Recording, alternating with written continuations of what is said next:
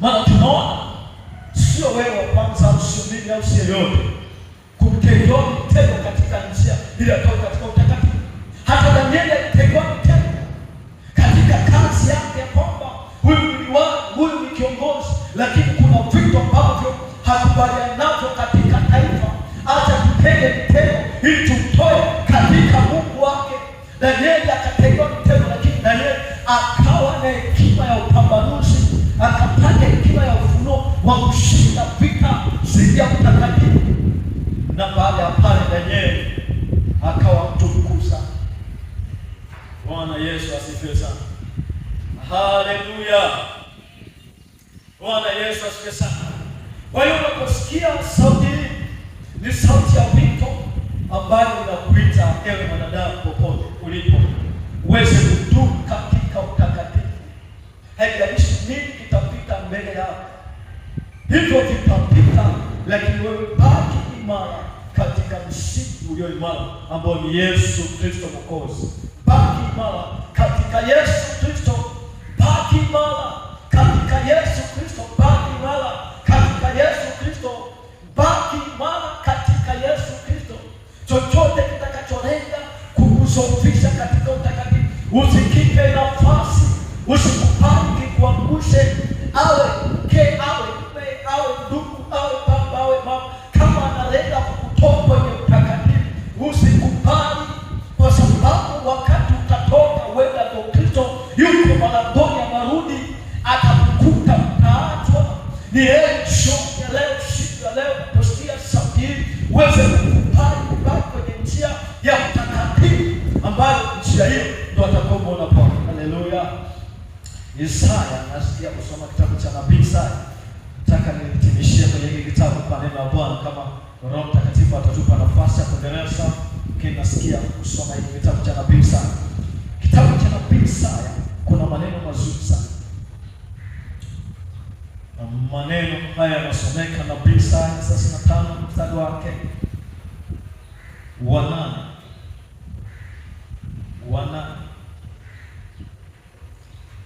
Haleluya. Isaya 35 mstari wa 8, Biblia inaandika maneno haya: na hapo patakuwa na njia kuu, na njia na itaitwa njia ya utakatifu. Wasio safi hawatapita juu yake, bali itakuwa kwa ajili ya watu hawa wasafiri. Wajapokuwa wajinga hawatapotea katika njia hii. Hapo hapatakuwa na simba wala mnyama mkali hatapanda juu yake, hawataonekana hapo, bali waliokombolewa watakwenda katika njia hii.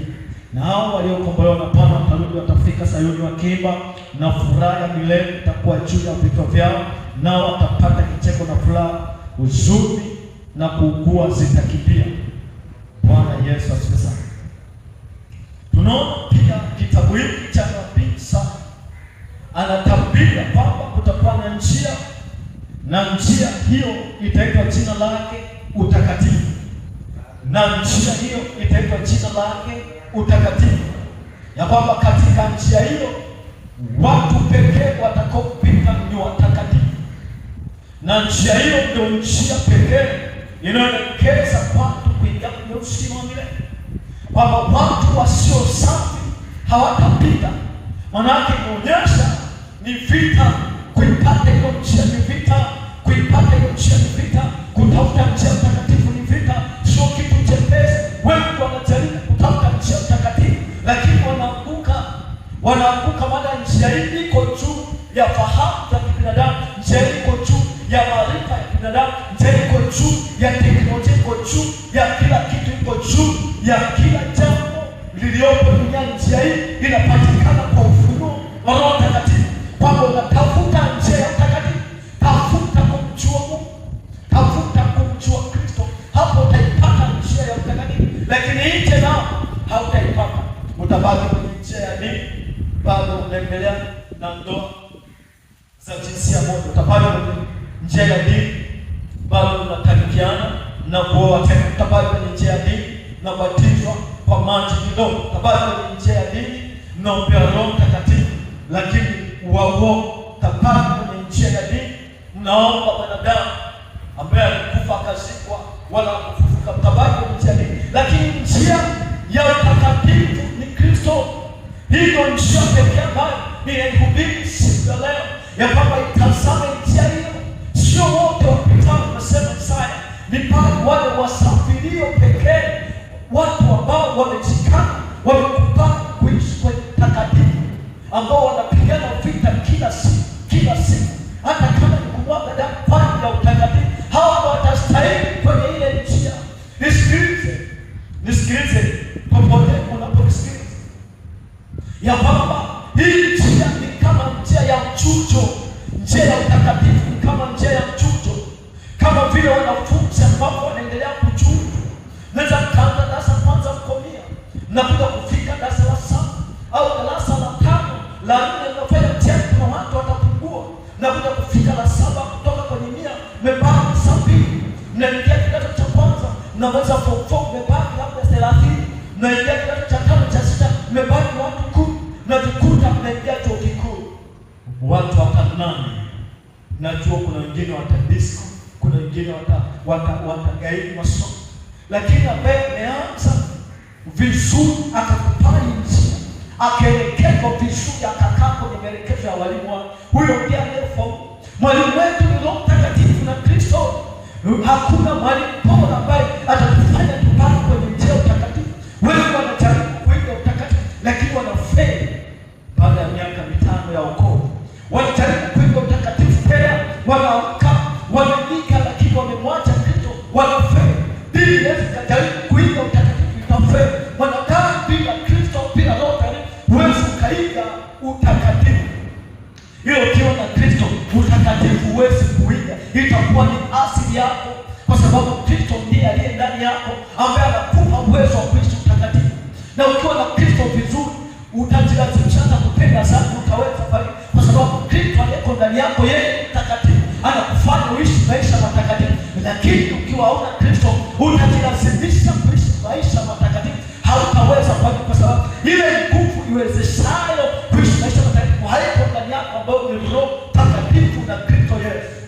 Bwana Yesu asifiwe. Haleluya, haleluya. Kwa nabii Isaya akatabiri naye kwamba kuna njia ya utakatifu, napo patakuwa na njia, na njia hiyo itaitwa njia ya utakatifu, highway of holiness. Njia hiyo itaitwa njia ya utakatifu. Hakuna atakayepita asiye mtakatifu. Bwana Yesu asifiwe sana. Hata ukiwa unaenda airport kusafiri, kama hautakuwa na visa, hata kama una nauli, hautaweza kusafiri.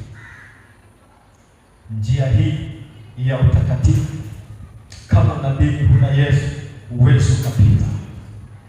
Njia ya utakatifu utapita ukiwa na Yesu Kristo moyoni mwako. Nje na hapo hutaweza kupita, utarudishwa tu na hautaweza kwenda mbali. Utajaribu, lakini njia hautaiona tena. Roho Mtakatifu ndiye atakaye kuonyesha njia kwa ufasaha. Iwe ni usiku, atakuonyesha njia ya utakatifu. Iwe upo nyumbani, uwe kazini, uwe mahali popote, yeye atakuonyesha njia ya utakatifu. Ukishinda vita zidi ya utakatifu, utaingia mbinguni vizuri sana. Lakini vita ya utakatifu ili kushinda mbingu umekosa. Chagua kushinda vita ili tukutane mbinguni, katika jina la Yesu. Amen. Baba, nakushukuru.